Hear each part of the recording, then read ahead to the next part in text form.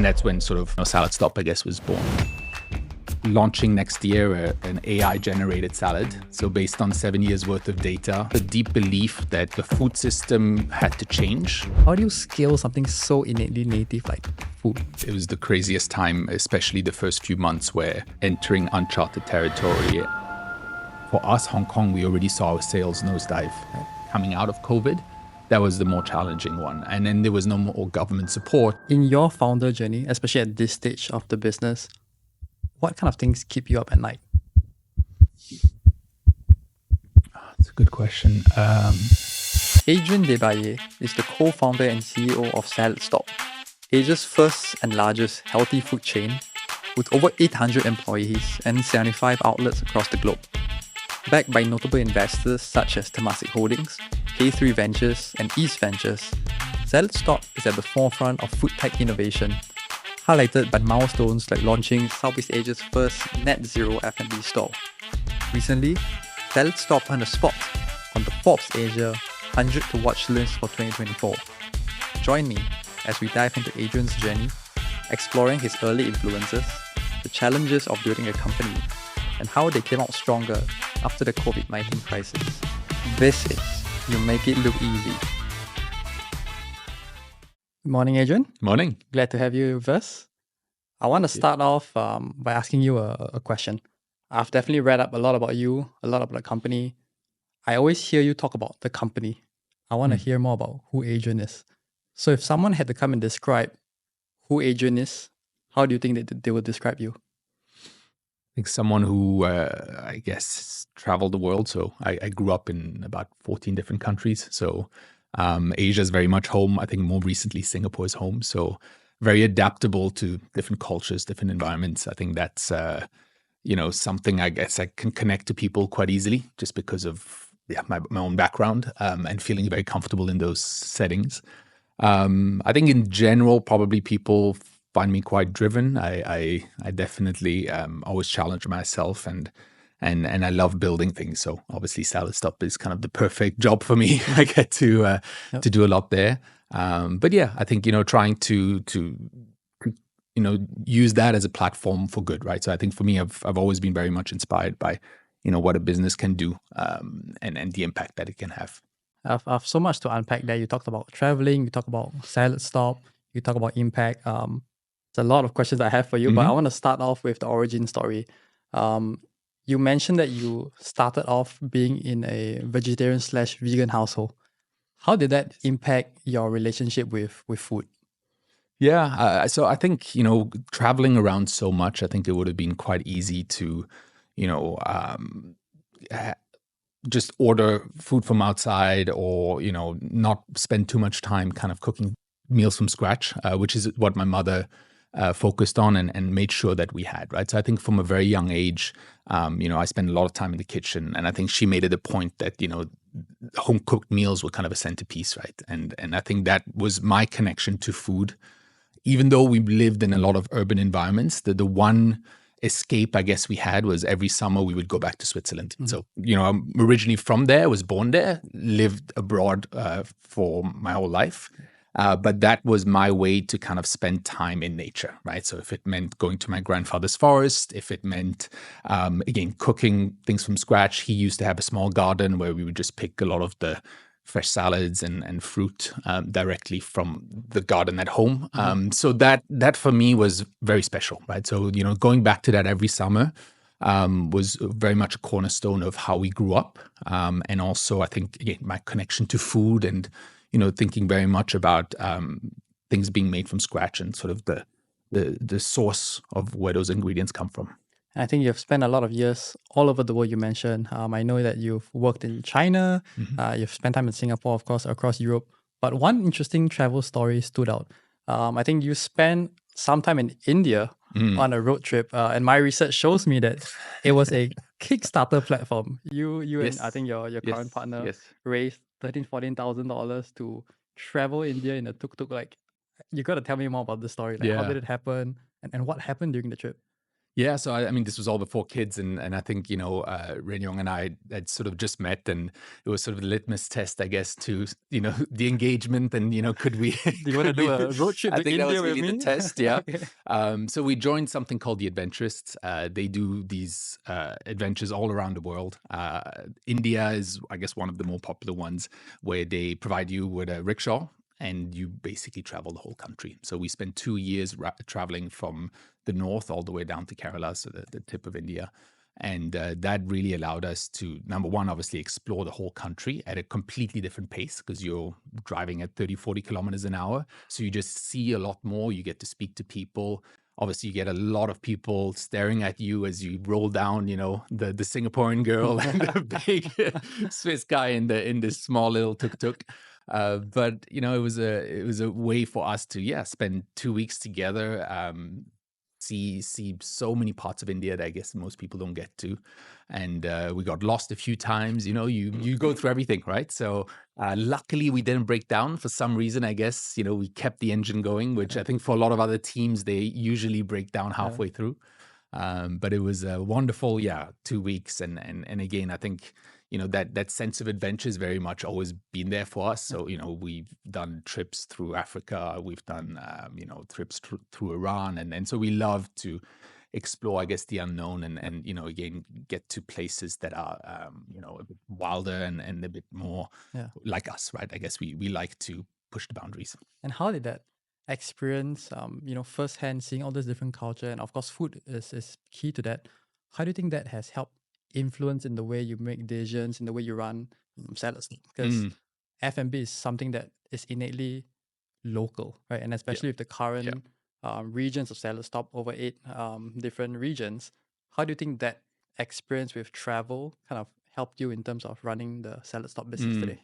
And I think for me at least, I guess it goes all the way back to growing up in this part of the world, right? So Yep. being exposed to so many different cuisines, and also trying to learn how to adapt them to a different format, right? I think that's a lot of what we try to do is, take inspiration from the places we work in. And, a lot of times we work with our local partners in other markets to draw out some inspiration and then try to adapt it to a bit more of a fast food setting, right? Mhm. And still obviously respecting the original recipe, but giving it our own twist. And Mhm. and I think that for me is through my travels as well. Every time I come back from a trip, I'm usually inspired by Yep. something. Yep. Our chefs, same thing. Yep. We have very kind of open R&D sessions where they just throw sometimes the wildest things out there. Yeah. Works, it doesn't, but we're always kind of testing things out. Yeah. And that's always from a personal travel capacity, right? Like I'm trying to connect the dots to the start and the founding of Mm. SaladStop. Were you always a startup guy? Always wanting to build something. So I didn't quite know what format that would take. Right. I think the startup world has changed so much in the last 10 years. I think, for me, when I went off to university, I knew I didn't want to go down the path of a sort of traditional hotel management path, which is, where I guess I grew up in. My Yep. dad was a hotel general manager, and then he, moved into the corporate office and all that. So for me, I liked hospitality and service and food. And I think it was very much in the blood. I grew up, in the kitchens and walking through the back of the house of hotels.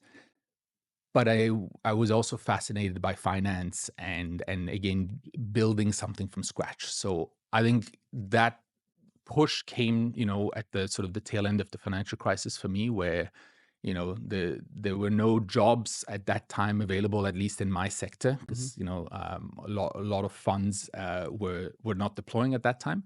And then for me, that was sort of the ignition to getting this whole concept started. Were there smaller ventures or startup that you've tried your hands on before SaladStop? In school, yeah, In a school. lot of, and I think, American universities generally allow you to experiment on a lot of fronts. So I think for me, I loved the ability of going to different colleges. It didn't have to be hotel school, it could be. Yep. And so, yeah, it was always working on different startup projects. And that I guess, culminated in many ways to have the ability to, generate a business plan and kind of, Mhm. work through what it means to start Yep. a business. And I gotta unpack this. So the founding of SaladStop started with you, who had an idea, with bringing fresh food and ingredients to Singapore. And you went head on. What I learned was that from the get go, you guys decided to open 3 or 4 stalls, and these are all in prime locations. The first one being at Marina Square, right? High footfall, high price real estate. But what interests me was the conviction in your family and your father. What I Mm. read was mortgage the house. He put all his Mhm, savings, mhm, and mhm. more so in putting it in the business, he was putting it in you. Yes, yes, I How guess, was and that conversation like? yeah. Yeah, I mean, that was, I guess a moment where we both found ourselves at a juncture in our lives. He was sort of close to retirement, or could have quite easily continued down the path of consulting and working with large developers. I could have joined the corporate world, waited another 6 months and then moved to Abu Dhabi or back to Shanghai. I think there were definitely those opportunities on the table, but I think is also a deep belief that that the food system had to change. I think that was always there, right? I think it was always looking very much at how we consume food, and I think the model and where the world was going already. This is 15 years ago. I think it was already there. I think at least.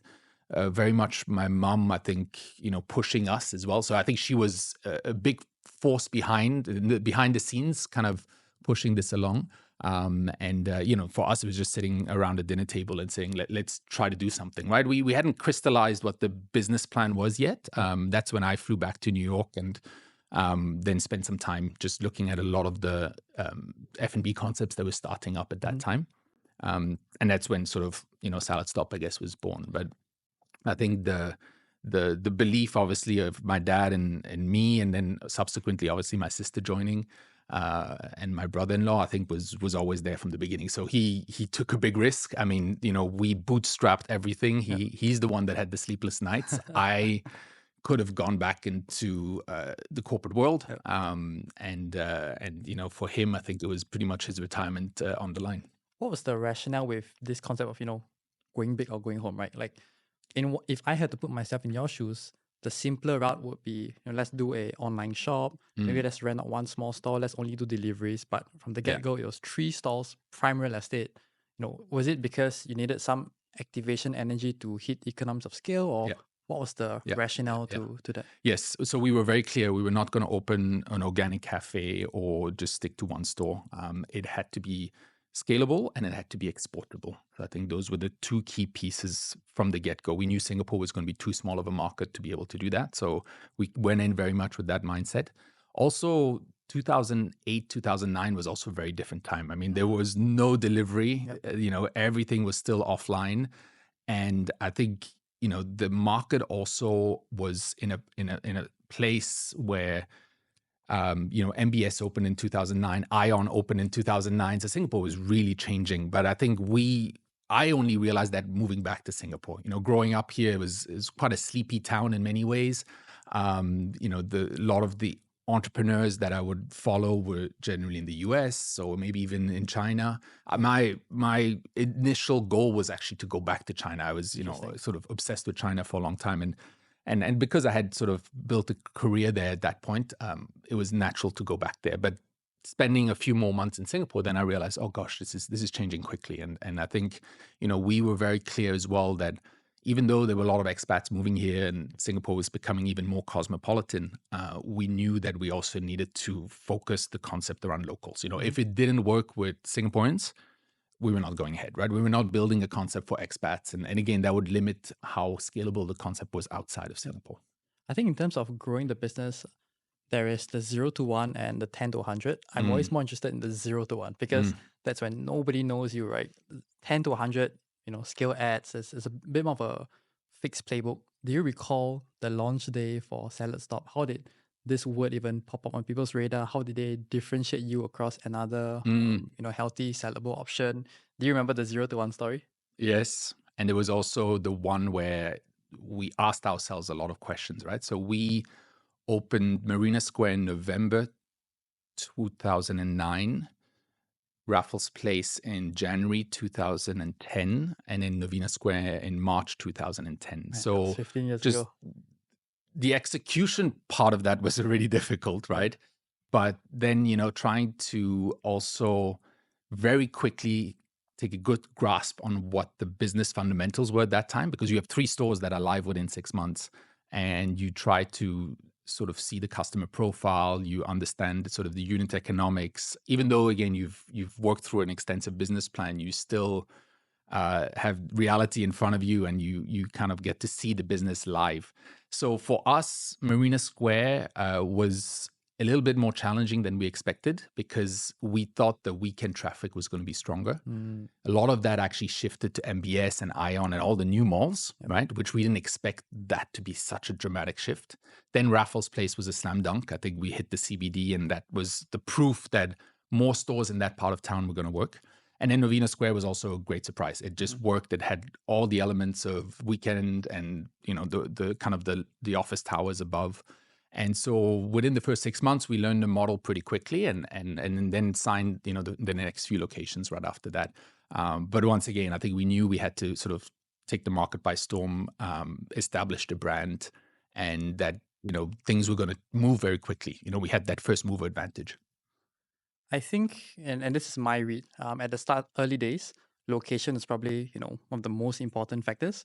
Right now, I think the business, roughly 40-50% is already run digitally. So you have the concept of cloud kitchen, you don't have to have high footfall areas, right? You just need maybe accessibility to motorists.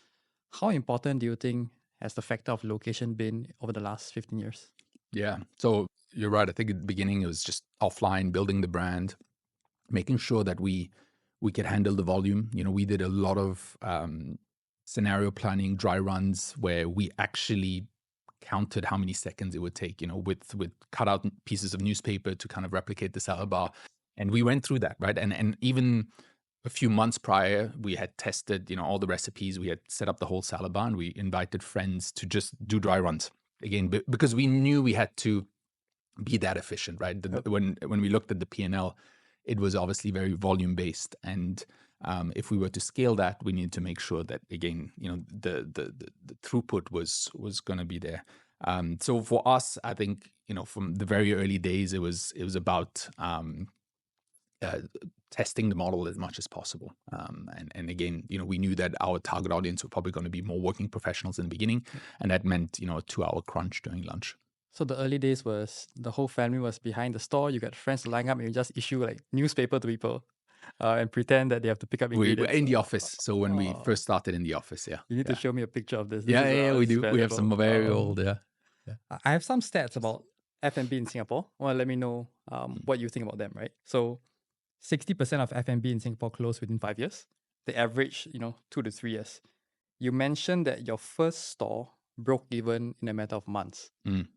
What was the difference? I think the time that we were operating in, I think, again, 2009, there were just a lot of differences in terms of your P&L. I think, again, we signed locations at the bottom of a market.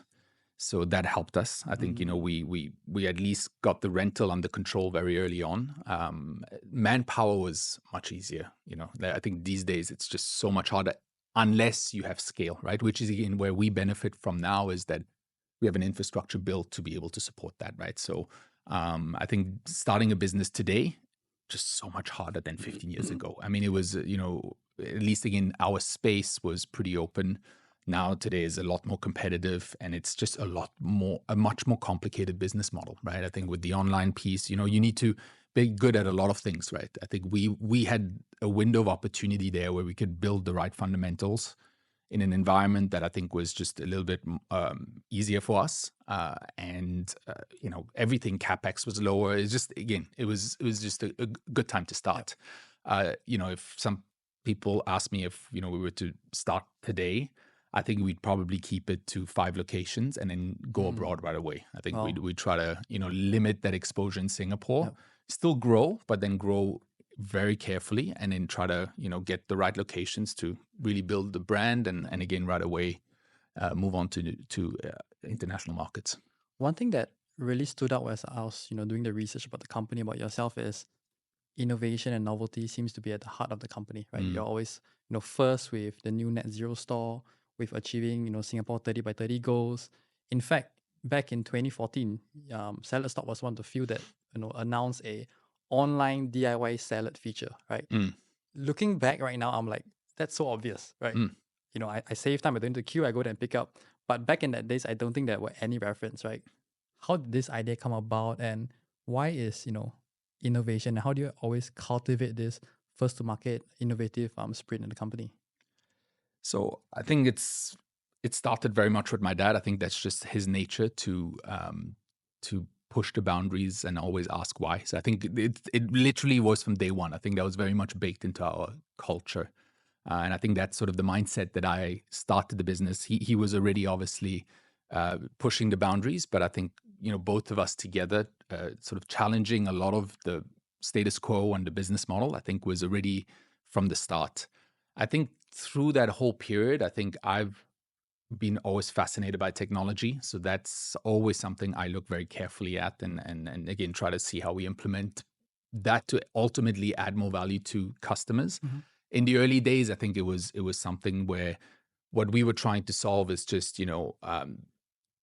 the whole nutritional piece, right? So I think around that time, 2014, we just saw a lot of customers that had questions about the food, right? And that for us, we wanted to digitalize. And then the next step was saying, okay, well, can we also then make that easy for you to then just pick up and then over time as well have it delivered to your home. But I think we're always sort of looking at as well, how do we differentiate ourselves from competition, and how do we in increasingly in today's world, how do we also capture data that then allows us to engage directly with customers? I think that's been a very much a strategic move over the years, where we want to make sure that we can build something for our users and not be beholden to maybe a lot of the third party Yep. providers. And I think one question that intrigued me was, of course, this started as a family business. I'm pretty sure you've been asked many times, but what do you think are the one of the best pros and maybe one of the cons in terms of starting out in a Mm. family business? I think one of the pros obviously is you just always stick together, right? It's the trust factor and the support, I think, is unmatched, right? I think Yep. and for me, it also extended all the way to my mom and sister and my brother-in-law now, and my wife's family as well, who are entrepreneurs. So there's a lot that we share in common, and I think can and sometimes you go through the ups and downs as an entrepreneur, and I think we do it as a family, right? And I think that's very important. So I think that would be the biggest. In terms of cons, I think the because you're so tightly knit, it can get intense, right? And it can get emotional, and it can sometimes not work, right? So for some families, it's just too much. And I think my dad was uh, open to a lot of ideas and open to the idea that as well that would be a transition at some point. And I think for a lot of families, and especially in this part of the world, that's not always the case, right? Mhm. Especially if you have a founder-led business and then the kids join later, it's very hard sometimes to break that Yep. mold, right? So for us, maybe having started it together, but also I think his sort of humility and the awareness of saying, you know what, I built this with my son, and now it's up to my kids to sort of take it on. Yep. I think was very honorable to do that, and I think that took obviously some time. I wouldn't say it's the easiest thing to go through, but again, I think we started also very clearly in the beginning, understanding each other's roles. I think that was and then that's family or no family. I think it's just founders together. I think you have Yep. to be very clear about how the value add that you bring to the business and having the respect for that. One thing, when I chat with other guests is childhood influences and factors actually played a lot of decision in terms of how they make, their decisions today. For yourself, your dad, rose all the way to a executive level in the hotel business. I think you also studied in the hotel retail business. You also did a gig in China in the hotel business. And earlier you mentioned, being able to run in the back room of a hotel, seeing everything from behind the scenes. How do you think that has helped you shape the way you run SaladStop today? So I think the and again, this is from when we started. I think we were so involved in every part of setting up the business, right? From being cashiers on day one to doing all the prep. So I think, and that stays true today, right? I think I still have a lot of passion for that part of the business, and I'm very involved in it, right? And I think you're still very connected to the product and to customers. So I think that's absolutely crucial. And I think over time, I think for me the my exposure to the world of finance and working for consulting firms to give me a bit more of a sort of strategic mindset has helped, I think, shape to SaladStop to where we are today. But I think at the essence still comes back to do you really truly understand every part of the business, right? And that means for us being very much connected to the end product. Because you've actually been there, done that. You've seen, behind the scenes. Yeah. So it kind of becomes second nature Yeah. to you. One thing in the last 15 years of SaladStop journey, I've got to talk about the COVID period, right? This is probably, my guess, one of the toughest time for any business, and more so for an F&B business, right? This means a direct impact to supply chain, especially in SaladStop's menu. This is like more than 30, 40 different ingredients, right? This also means a halt to footfall, which is, the key revenue drivers. How bad was COVID? It was, I mean, it was the craziest time, especially the first few months where, you're just entering uncharted territory, and I think you're effectively testing your business model to the full extent, right? And I think that for me was fascinating to kind of see the strength of the business and also how fast we could pivot, right? So, having adopted a lot of, I guess, the online tools from the beginning, again, if it was our own app or working with the third parties, we already had a good understanding of that part of the business. And then to be able to pivot into cloud kitchens was something that we could do very quickly. The part that for us was the hardest was actually not so much that middle part of COVID where, yes, we had multiple waves, and this was across markets. So, we would go through ups and downs in Hong Kong, and then that would happen in Singapore. And that was a very stressful time for the business. But I think it was actually when things were starting to come back, but not enough to justify the overheads, right? And the overheads, what I mean is, so for example, the CBD effectively shut for 2 years. And that was a lot of part of our business, across all these markets. But people were not moving back to the offices as quickly as we would have hoped. But rentals went straight up to 100%, right? So it was more that period that was actually hard, because for us, we had to take a lot of decisions. Do we renew a location? Do we just let it go? Do we really invest now in scaling back up, or do we hold and hope that we get the timing right? So it was more that kind of, I guess, second part of coming out of COVID that was the more challenging one. And then there was no more government support, and it was just, again, people getting back on their feet. But through that whole period, I mean, we also got to test so many parts of our business, right? Again, so if it was online or launching new products, and also, these are moments that really bring the team together, right? Yep. So I think for us, we got to see, a lot of people shine during that time, and I think, incredibly grateful for them to have persevered. At the end of the day, the F&B healthcare sectors, they were the ones on the front line, delivery drivers, all of that. Yep. We're always very grateful to kind of people showing up to work, and still, with so much uncertainty going ahead, and, purely having delivery riders walk through the store, not seeing a customer for, months on end. It was tough. The reason I ask that is because I've spent my past lives in consumer businesses, right? Like Grab, Airbnb, and we could see some hints in certain countries where, let's say in Airbnb, certain cancellations started peaking, right? What was the telltale signs for the business, the impact of the business for you during COVID? So the time where for us it was just starting. No, COVID wasn't like a known yet, right? Yeah. Were you seeing like some supply chain issues already, or some small hints of some markets? So for us, it was Hong Kong. Hong Kong. If you kind of rewind back to Chinese New Year 2020, Yep. People were talking about it, from every house you'd go to and every event, everybody was sort of saying, oh, there's this thing coming out of China. But for us, Hong Kong, we already saw our sales nosedive. Yep. We saw that, again, no one was going to the offices, everyone was working from home, and that immediately kickstarted, plan B for us in Singapore. We had to act very quickly because we could already see that, this was end of January 2020, that the impact was catastrophic, for us in Hong Kong. So we knew, okay, well, this spreads as quickly in Singapore. Again, with our exposure to CBD and those kind of places, it's going to be the same. So we actually were way ahead of the curve because we experienced it in another market. And that gave you kind of like a case study to replicate it across the Yes. different countries. Yes. Okay, that's super interesting. And with the learnings from COVID, how do you think that has changed the business of SaladStop today, right? If I was in your shoes, I've not run an F&B business. The first thing that comes to mind is maybe I need to start thinking about like a catering business, right? One client, high LTV. What were the changes that you had to make that still lives on today?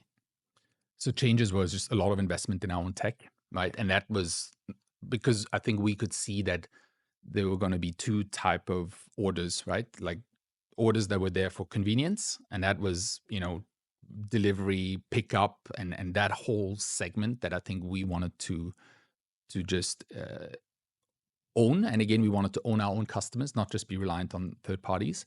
And then secondly is to start pushing into like, okay, well, as we come out of COVID, well, what are customers looking for, right? And obviously for us, it was very beneficial that people were more interested in their health and wellness. And so, that just was naturally, we picked up on that growth. But I think for us, it was also about, okay, how do we remodel stores moving forward? What does that mean in terms of having 50% online, 50% offline? How do you think of delivery riders arriving in a store? How do people pick up? How do you provide an in-store experience which brings people back to store, right? So there were so many parts of that where we spent about 2 years really working with, a few agencies to kind of conceptualize that and say, okay, well, who's going to be our customer of the future? Mm-hmm. And I know that tech and data is kind of really core to the whole company. You hired a in-house CTO a couple of years ago, and the dependency on tech probably have driven a lot of business decisions. Based on all you've seen, what is the go-to salad menu or salad combination for people in Singapore? So 40% actually is make your own, right? So Okay. that is obviously a big bucket, and again, the number one seller in that sense, what Yep. people really come to us for. And Hebo actually 60%. So we've spent a lot of time developing that whole kiosk experience, and that I think has worked clearly. I think people get to make their own bowl, and 100% of the transactions happen on the kiosk. So for us, again, we've invested in technology very early on, and we see that the return today. And some of these solutions were built 6-7 years ago, so they've been upgraded, but it still stays true today. Yep. I think when it comes to create your own, I think we actually are launching next year an AI generated salad. So based on 7 years worth of data, what are the favorite combinations, right? So that would be very interesting to try to kind of launch a seasonal around an AI generated So you're saying I product. can go to a store or online, I let AI decide what's the best combination for me based on like the time of the day, my past history. So that's what we're moving towards, right? But I think what we're just starting off with, and we already allow customers to filter by macros. We allow them to filter by diet types. So there's a certain level of personalization today. What then we're looking at is, okay, how do we take AI and build one bowl that is kind of everyone's favorite, or at least the large proportion of create your owns generally fall in this bucket, more from a taste profile. But yes, the future for us is then very much around personalization, and how do we then take any data input, if you give me your workout regimen for the morning, or your certain macros that you have to hit, or certain allergens that you might have, how do I then filter that into a final product? So for us, yes, the role of AI will be very much centered around taking your order and then translating it into a final meal. The point of personalization is interesting. During my time at Grab, we say that it's one business, but actually it's eight, nine different businesses because every market is so different, right? Yes. Road laws are different. The way we engage with users and drivers are different also. And for SaladStop, the term localization means so much more. Like this affects supply chain, this affects taste buds in countries where, certifications are different, halal certifications, the way it's made, the type of herbs is so different.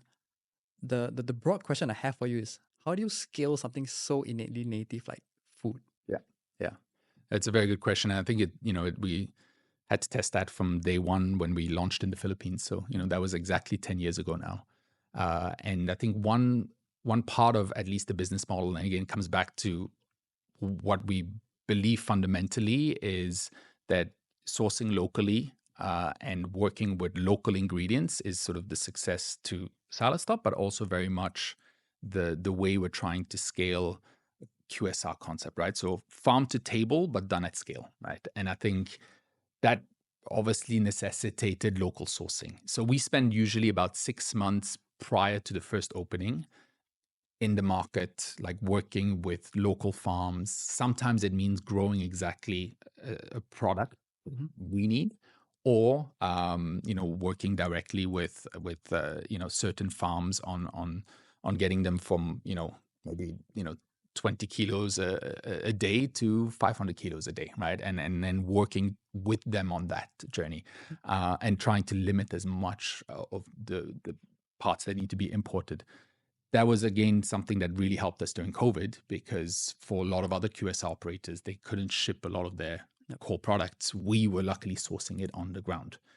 So for a lot of our partners, their food costs actually remained relatively stable, and they could still serve 90% of the core product. And what are the things that can be scaled overseas and what can't be? So for example, I'm sure like an ordering system or somewhat of the store layout, this can be scaled and replicated. But I gotta believe that local herbs or like marketing, this will be incredibly difficult to scale, right? Like what was surprising to you in that journey that, oh, I didn't know that this could be scaled. I didn't know that this can be scaled. Yeah. So the parts that are harder to scale, we work with local partners. So usually, especially in developing markets, we work with large operators that might be operating Starbucks or Shake Shack, where they have experience with other brands, but also know the lay of the land, right? So, and that applies to everything beyond even just the product, right? If it's local laws and real estate and everything else, supply chain. How do they consolidate that, and how do we leverage on that infrastructure that they have, right? So I think that for us is the business model that we use as we grow abroad. Markets like Hong Kong, where we own and operate, that's where we actually get to replicate a lot of what's in Singapore, right? Because so far we've gone very much after kind of very safe locations that are similar to what we would have in Singapore, and we operate it almost as an extension of the business here. Yep. I think, the whole SaladStop brand has always been super innovative. From day one, you already made sustainability kind of like a key facet for the business.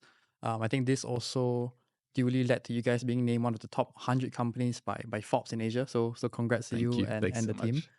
Why does sustainability mean so much to you?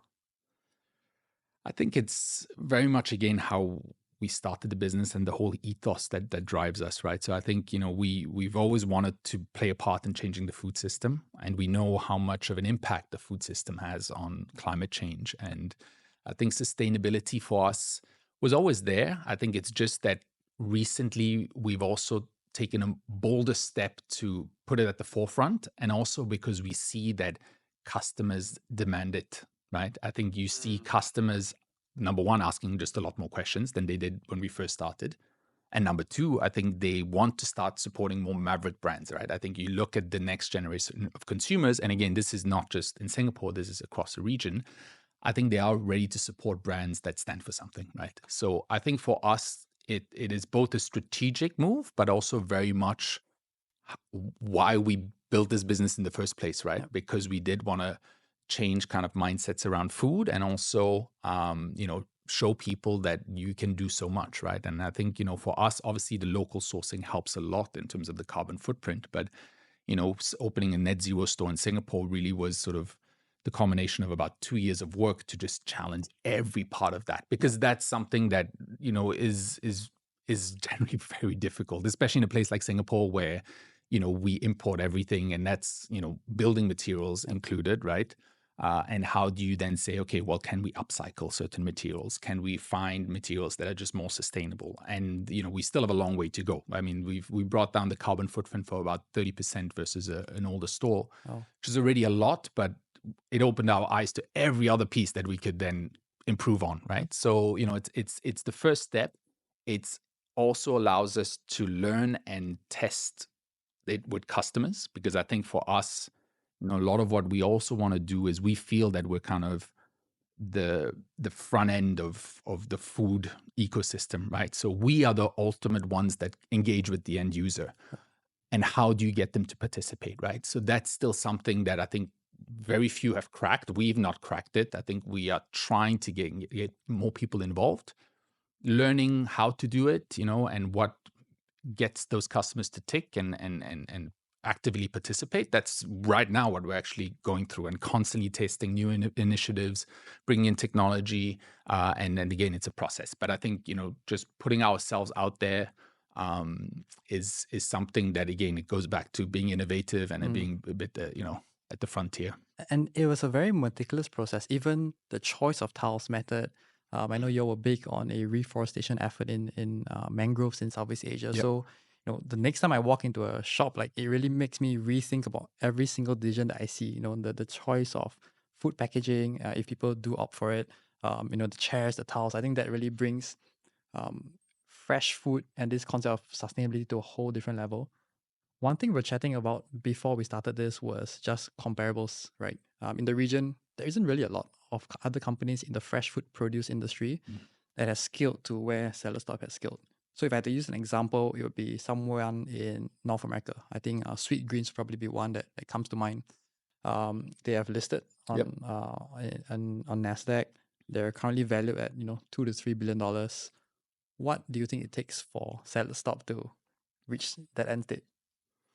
So I think it depends very much on the path you want to take. I think for us, we know that over the next few years, we do want to accelerate that growth, and that's going to come with funding. So I think, that's very much a path that we're on now. And I think it's something that, we want to grow at the right pace, but we also see that there's such an opportunity to, be the first mover again in the region, right? We already have had a little bit of a head start, but I think like Sweet Green, I think, they did a wonderful job in terms of defining the market and then benefiting, I guess, from, the whole capital markets and the timing of that as well to really grow tremendously and then list, which they did very well. And there are a few concepts like that, right? There's Kava as well that do very well in the US, and obviously Chipotle were one of the earlier ones. But I also think that, Southeast Asia just can't necessarily follow the same model, right? You can't own and operate everything. You can't necessarily grow in the same way. The US is one single market.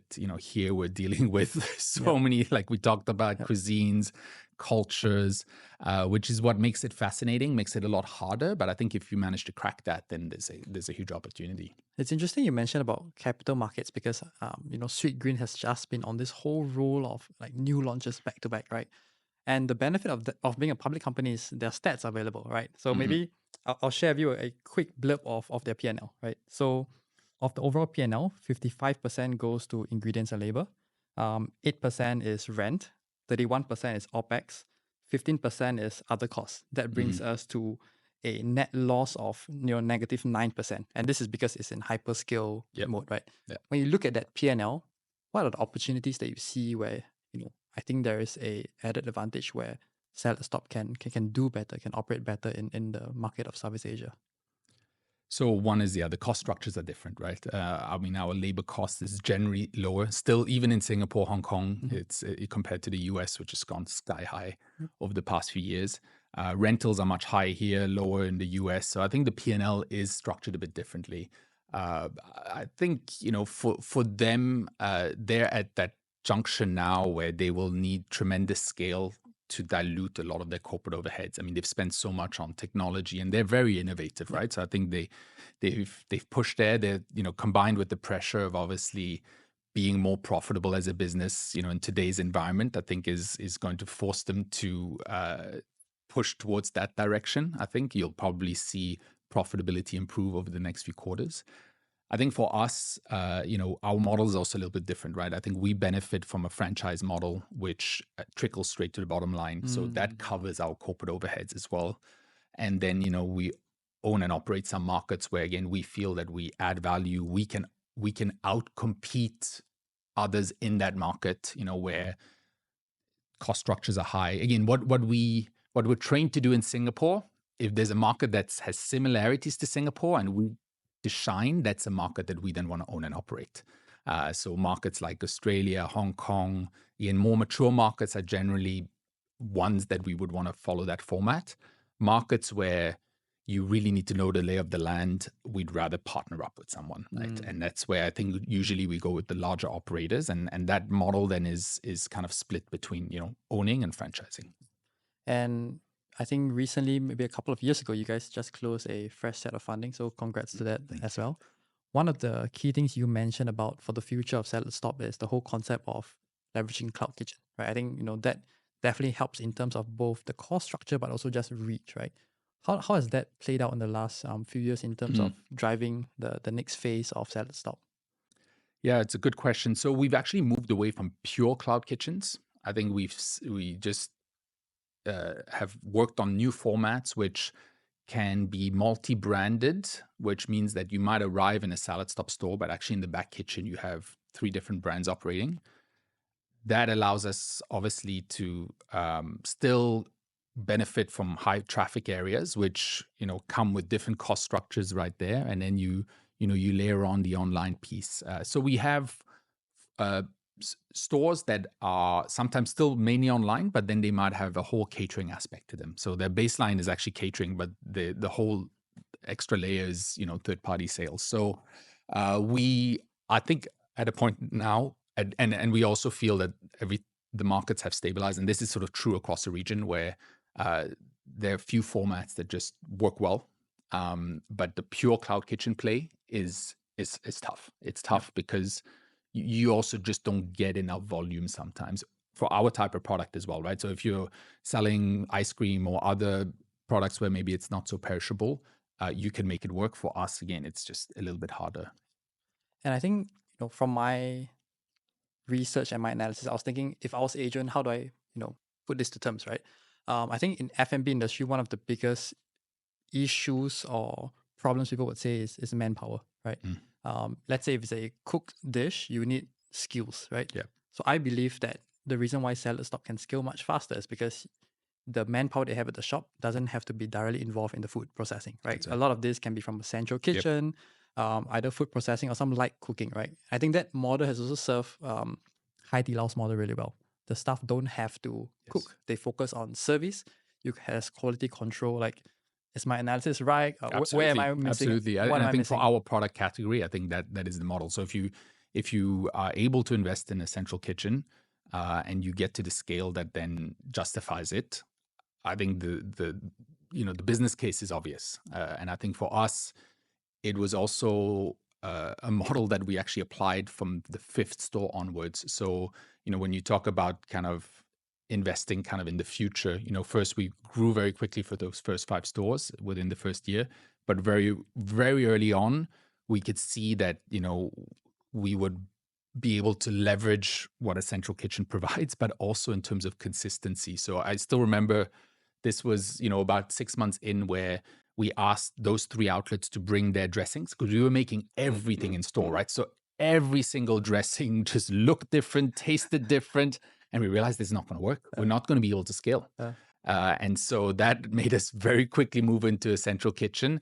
Then again, you're investing, you have certain overheads that are kicking in and all that. So you need to then also realize that it then needs to grow to at least 10 to 15 stores. So it becomes very much a decision. Do you stay within kind of the 1 or 2, 3 stores, which works at that level, or you move towards something to 10 to 15. But in between is generally quite inefficient. And that's exactly where we also realized that, okay, even though Singapore was not necessarily going to be our biggest market in the future, we still needed to get to about 15 stores because that justified the whole infrastructure. Yeah, that story was very interesting for me because I remember one of the first few sauces that you guys did were like a chili crab sauce, right? So Yes. I can imagine if you tell your chefs to do a chili crab sauce, everybody brings back with a different spice level, different amount of egg, different amount of consistency. Yes. Like I can imagine how um, humorous that might have been, right?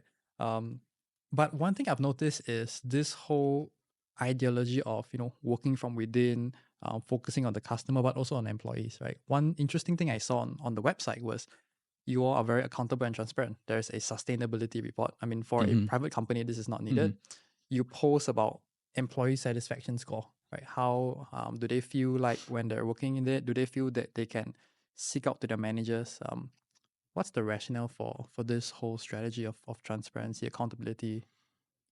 I think again, it's again just the way we're built. I think we believe that the team we have look for that transparency. So I think the we generally have a very young team, and I think they appreciate and that's the culture, right? We're just very open. If you have something to say, you share. It doesn't matter your position, and so I think again it starts very much from within. And over time, we really had to make a choice, right? So customers would ask us a lot of difficult questions. We didn't always have the right answer, and we just had to be truthful, right? So we took the choice that, okay, let's be open about it. We had a slogan in the store that said, "Look, we're not perfect, but we try to be better than yesterday." That holds very true today. I think it still is what we try to deliver to customers. Yes, sometimes we get burnt. They will challenge us on everything at that point, but again, I think that's what people are looking for. Customers are going to start increasingly challenging brands, and if you can't meet those expectations, I think they move somewhere else, right? Mhm. So I think again, we're seeing it as something that is just going to be a natural process, and it just goes from our team all the way to our customers. One food item in Singapore that people normally say that represents us is rojak. There are Mm, different blends of different races, different culture, all in one dish, put together really well by a common like sauce, right? yes. For you, based on your experience of traveling all around the world, I feel like rojak in your sense is a salad. Even Hmm. in your personal life, apart from traveling, I think even in terms of the home you live, right? What I've known is you guys are very big on like heritage preservation, Yeah. converted like a shop house, and this whole balance of sustainability, innovation, heritage preservation. Salad feels like the best mixed match of everything that could go together. If it was like a burger, I don't know if that was Yeah. possible. Yeah. Like, Yeah. Yeah. do you think that Yeah. all these years of accumulation is most befitting to, Yeah. Yeah. symbolize it in a salad? Yeah, I never thought about it that way, but yes, I think that was the opportunity, right? To always put things in a bowl and mix it up, and I think there's so many wonderful ingredients in this part of the world, and so much that is not showcased. I mean, and that's why we work with products that again are maybe not familiar in a salad context, but if it's familiar enough that someone knows it, let's say wing beans, that's something that you find in a lot of markets, not usually in salads, but this is something that we've introduced over the years as well. And so I think that is where we get inspired by a lot of different places and love that kind of rich history of food, right? And Mm. and like you said, shop houses uh, and and and and looking back as well at what built places like Singapore and other markets that we operate is always fascinating. Yep. When I was reading through the story, I was like, man, Adrian is just like a bowl of salad. Like the ability to mix ingredients from the past, from the present, and continuously remain like relevant, right? Like a salad never runs out of style. I think you talked about in the early days, maybe it was like a very plain Caesar salad, but you guys Mm. have taken it like way, way, way, way, way further. Um, with data being kind of like the key facet of the company, one challenge I would believe from a fresh food produce company is, of course, the freshness, timeliness Mm. of ingredients. How accurate are you able to predict the consumption of the fresh produce from each store right now? We're very accurate because we have ventured into locations which give us a pretty consistent traffic all week long.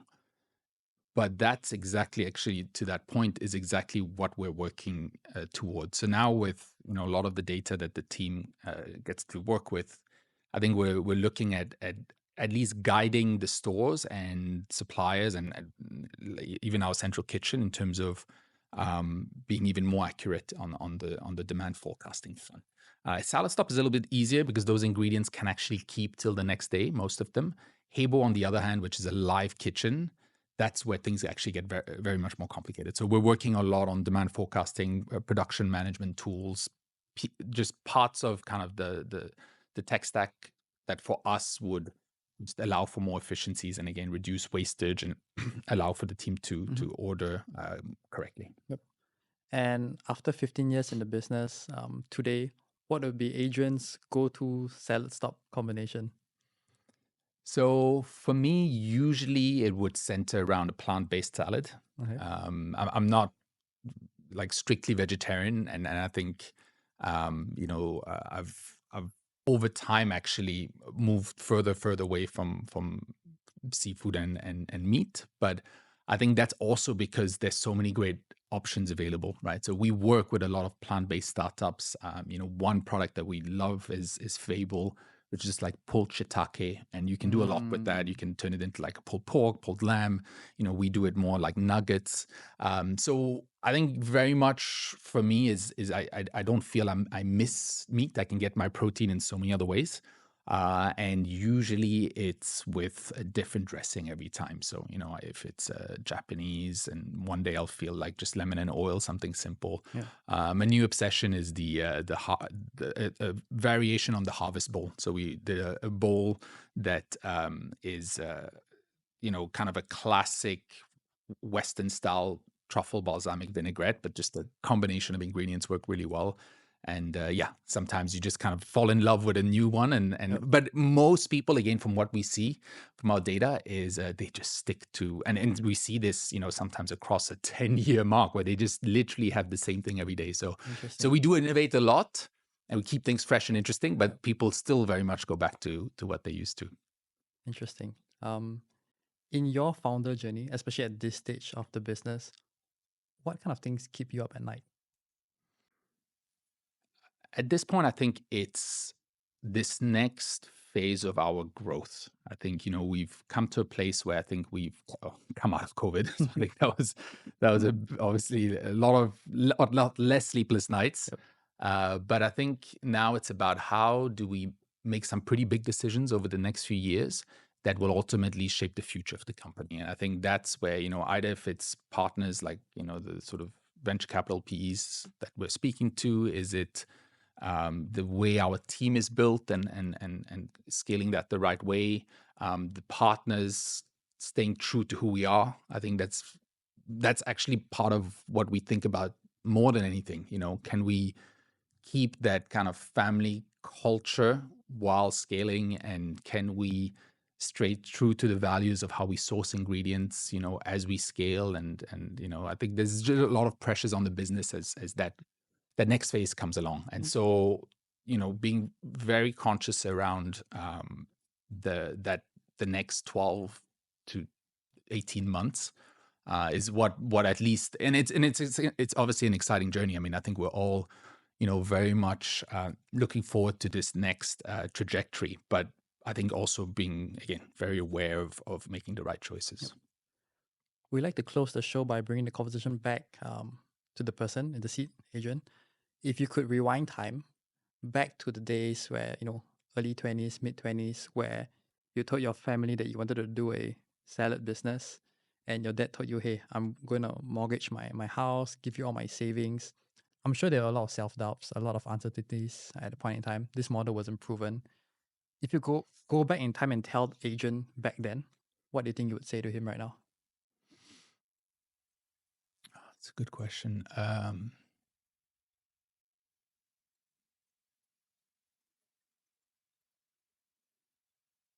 I think it's funny because when I think about that part of doubt, we had so much conviction, and it's in thinking back, it does look a bit crazy because thinking that you're entering a brand new segment here, and you are still, opening a business that you don't have many blueprints out there, right, to follow.